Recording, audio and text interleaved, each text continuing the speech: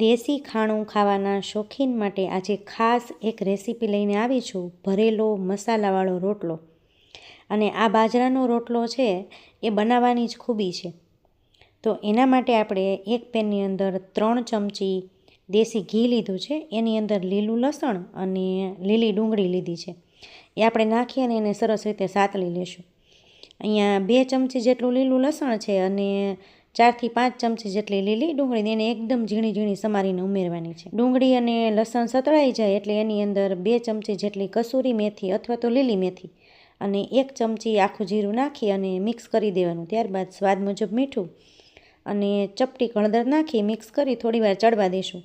અને છેલ્લે એમાં ધાણા ભાજી ઉમેરી અને મિક્સ કરી દઈશું અને થોડીવાર માટે એને ઠંડુ કરવા દઈશું. તો એને આપણે એક ડીશની અંદર કાઢી અને થોડુંક ફેલાવી દઈએ.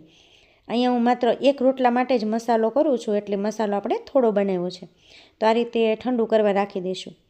ત્યારબાદ ઠંડુ થાય ત્યાં સુધીમાં આપણે રોટલાનો લોટ બાંધી લઈએ. તો 1 વાટકો બાજરાનો લોટ છે, એની અંદર સહેજ મીઠું નાખી અને થોડું થોડું પાણી ઉમેરતું જવાનું છે અને આ રીતે લોટને ભેગો કરતો જવાનો છે. બાજરાની અંદર ઘઉંની જેમ ગ્લુટીન ન હોય એટલા માટે એ જલ્દી છે ને લોટ ભેગો ન થાય. તો આ રીતે ધીમે ધીમે થોડું થોડું પાણી નાખી અને ભેગો કરતો જવાનો અને લોટ છે એ ભેગો થઈ જાય ને એટલે એને થોડો કહણવાનો છે. એટલે આ રીતે એને કૂણ લાવવાનો છે. તો હાથથી મસળી અને સરસ કૂણ આવી જાય, લોટ ભેગો થઈ જાય એટલે આ રીતે એનું ગોળિયું વાળી લેવાનું છે. અને થોડુંક દબાવી અને થેપલી જેવું કરી નાખીને પછી પાટલી અને વેલણ લેવાની. પાટલી ઉપર આપણે છે ને આ રીતે કોરો લોટ છાંટી અને હાથની મદદથી અથવા તો પ્લાસ્ટિકનો કાગળ રાખી અને તમે વેલણથી પણ કરી શકો. તો આ રીતે હું હાથની મદદથી એને થાબડી લઉં છું. થોડુંક મોટું થઈ જાય ને એટલે આપણે એની અંદર મસાલો એડ કરી દઈશું. તો આ રીતે વચ્ચેના ભાગમાં જે મસાલો તૈયાર કર્યો છે ને એ મસાલો આપણે બધો એની અંદર નાખી દઈશું. અને રોટલો છે ને એ ભરેલો રોટલો 2 રીતે કરી શકાય. 2 નાના નાના લુવા કરી અને સહેજ આવડો મોટો કરીને એને પાથરી દેવાનું માથે મસાલો. બીજો રોટલો છે નાનો એવો એને માથે મૂકીને ફરી વખત એને થાબડી લઈએ. એમેય થાય. અને આ રીતે જેમ હું કરું છું કે એક ગોળિયાની અંદર આ રીતે થોડોક મોટો રોટલો કરી અને મસાલો ભરીને આ રીતે એને પેક કરી દેવાનો છે બધી બાજુથી. તો હાથ છે હળવો રાખવાનો, એટલે લોટ છે ને એકદમ સોફ્ટ હોય બાજરાનો, જેથી મસાલો બહાર ન નીકળી જાય.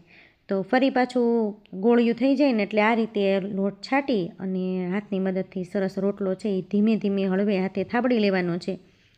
અને આ રોટલાને આપણે બહુ પાતળો નહીં કરીએ, ભરો જ રાખશું. તો આ રીતે હળવે હાથે રોટલો છે ને થાબડી અને બનાવી લેવાનો છે. પછી જે રીતે આપણે હાથમાં લીધો છે ને એ જ રીતે આપણે એને તાવડીમાં નાખી દેવાનો છે. અને જ્યારે રોટલો નાખીએ ને ત્યારે તાવડી છે ફૂલ તપેલી હોવી જોઈએ. પછી એને ઓલટ પલટ કરી અને સરસ રીતે શેકી લેવાનો છે. અને મારી જેમ જો તમારી લોઢી મોટી હશે ને તો વચ્ચેના ભાગમાં છે ને સહેજ કાચો રહેશે. તો એને પણ આગળ પાછળ તાવડીમાં રાખી અને સરસ રીતે શેકી લેવાનો છે. અને આ રોટલો છે ને એ દહીંની સાથે એકદમ મસ્ત લાગે છે. તમે એને ચાની સાથે, આદુવાળી ચા હોય ને એની સાથે ભરેલો મસાલાવાળો રોટલો ખાવ ને તો અફલાતૂન લાગે છે. અને દહીંની સાથે તો એની કંઈ વાત જ ઓર છે. ઘણા એને દહીંની તીખારી સાથે પણ ખાતા હોય છે. પણ બાજરાનો ભરેલો રોટલો છે એકવાર ચોક્કસથી તમે ટ્રાય કરજો. અને ફરી પાછા વિડીયોમાં આવીને કોમેન્ટ કરજો કે તમને આ રેસીપી કેવી લાગી.